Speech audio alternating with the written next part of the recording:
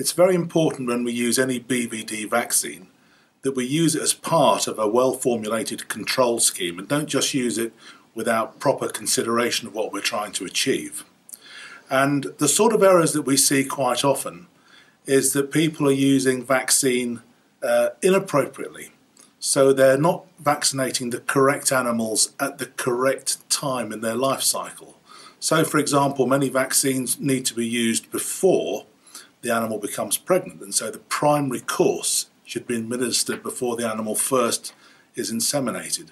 And we know from a very small survey we did in the UK on dairy farms that a significant proportion of farmers actually administer the vaccine's primary course after the animal is pregnant, which therefore greatly reduces its ability to control BVD.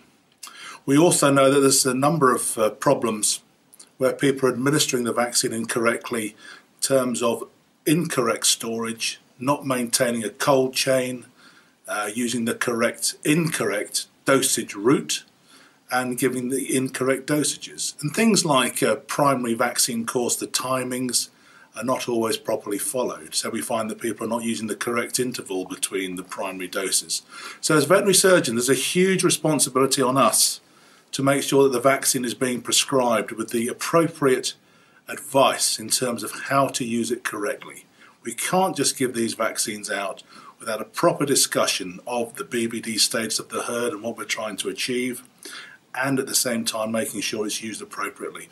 Otherwise, we give the farmer false confidence that they're dealing with BVD, and in effect, they are probably more vulnerable than if they weren't vaccinating at all.